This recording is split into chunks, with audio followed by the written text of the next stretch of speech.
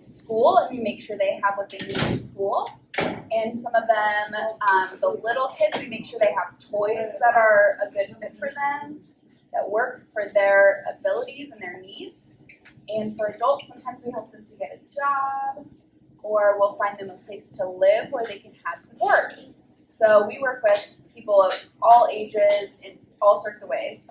And these two help us out a lot with advocacy and outreach. So we go to schools and we talk to students like you, or we will sometimes go and talk to, we've been to Jeff City where we talk to legislators about what we need and about what they need in the bills and the laws that they pass. So we do a lot of that. So that's a little bit about what the organization is, but these two have also very unique stories and things to tell you about, so I will let them go. You want to just kind of put this on first and then, okay, you can introduce yourself. There you go. My name is Katie Johnson. I'm South American.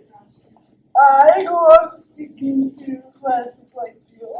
I have nieces that are 5 and 7, so I'm used to a lot of questions. So I hope you enjoy us speaking today. Yeah, and we'll have time for questions too at the end. Okay, 1 second.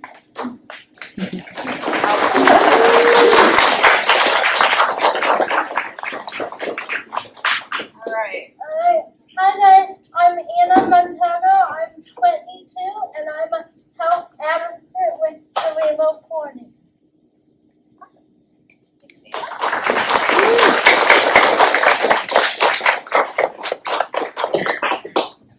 So I have a few questions I'm going to start out with for them so that we can get to know them a little better, and then we'll open it up probably in 10 or 15 minutes or so. If you have any questions at all, they would love to answer your questions.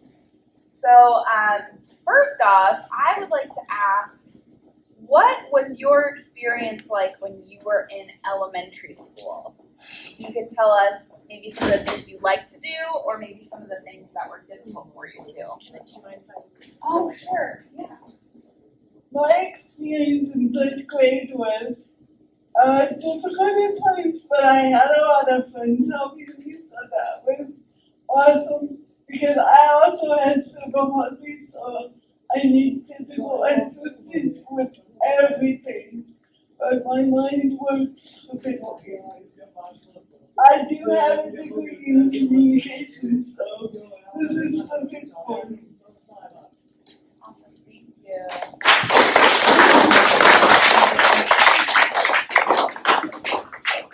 So in 3rd grade, I was in all normal classes in addition to extra education classes for math and other hard subjects, and I also had a para-practitioner, which is somebody who accompanied me to all my classes, helping me with note taking and anything else I might need as far as personal care needs.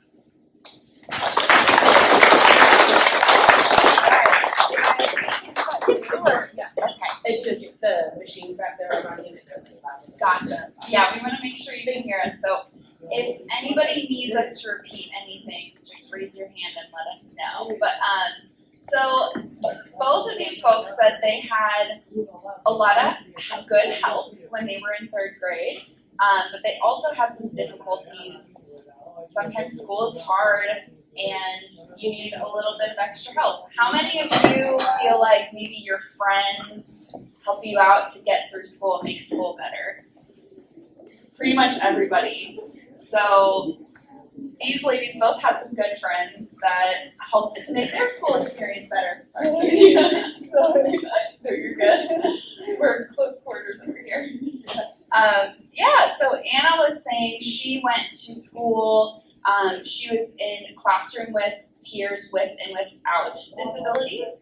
But what did you say that you had some people help you in the hallways? I had a para-practitioner that would help me get to class, go to the bathroom, and take my notes when needed. Yeah. So have any of you heard of the word paraprofessional or para before? Some of you have, yeah. So sometimes a student might have a para that goes to class with them and helps them to learn in the best way that they need. So for Anna, that looked like note taking and assistance and like physical assistance with things that she needed. Great, thank you. Let's see. I have a question about if somebody sees you in public and they want to know something about you, and they don't know how to ask. Maybe it's about you or it's about your disability. How do you feel that they should approach you in public? Just say hi to us, don't be afraid, because we are just people like you. So we want to talk to you and get to know you. So that's important.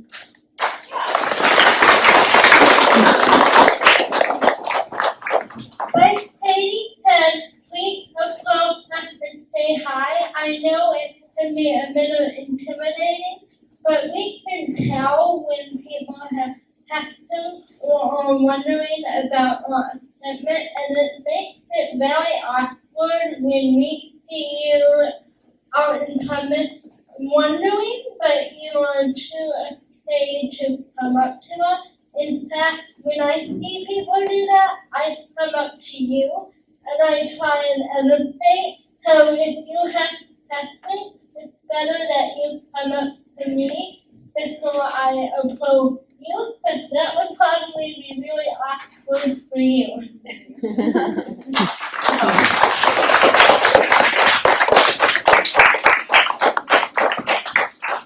So Anna, I'm sure you've had people kind of looking, maybe whispering, and that's really uncomfortable, right? We don't like it when people stare at us. Who likes it when people?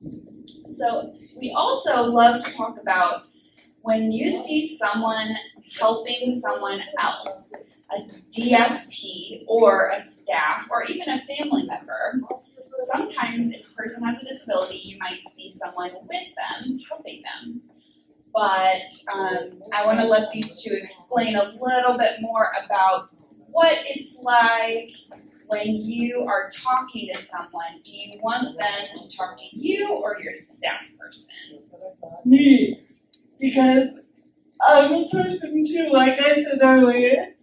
I just want to be heard, so that's why I do presentations like these, because I want to spread that message. All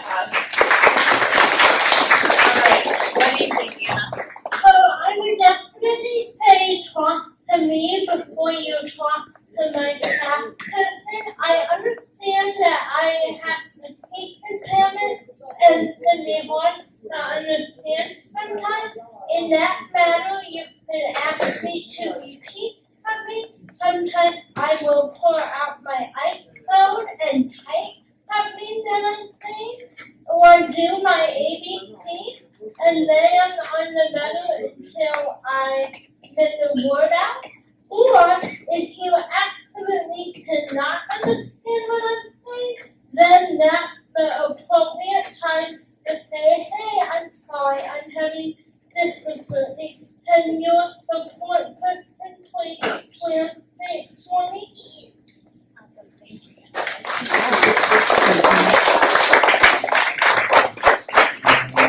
So Anna brought up a really great point that she prefers for you to talk to her directly.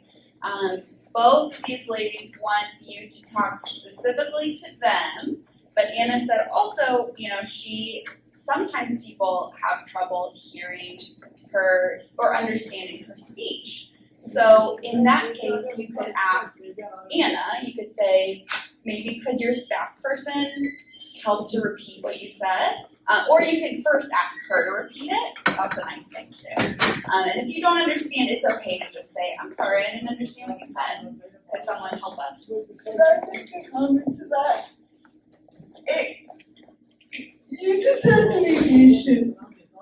hesitation to let them let the person speak because it may take them a few minutes, it may take them longer, just be courteous to them, don't walk away, because I've people do that to me. People experience this when they're out in public. For instance, at a restaurant, have either of you ever had the server try to ask, your family member or your staff what you want to eat? Yes, I have. And do you guys want somebody else deciding what you want to eat? No. Because you can make that choice, right? And maybe when you're a little baby you can't choose that, but by the time you're old enough to choose, you really want to make this decision. Yes. Is that right? Yeah. Do either of you have any more to add on that topic? I don't think so. Yeah. Well, that's a great thing to remember. And what you brought up, if you see a peer of yours, another student in class who has a pair with them, you can talk to them. Their pair is there to help them with things like, learning in school and making sure they have the information they need, but they still want to get to know you and be friends with you too. They want to have a classroom experience where they can meet new friends and have fun in school with their friends. Anna told me one time that she likes to work with staff who are around her age because they're her friends, and she prefers to be around her friends. You don't want to always be around your family. You want a break from them sometimes, right? So Definitely.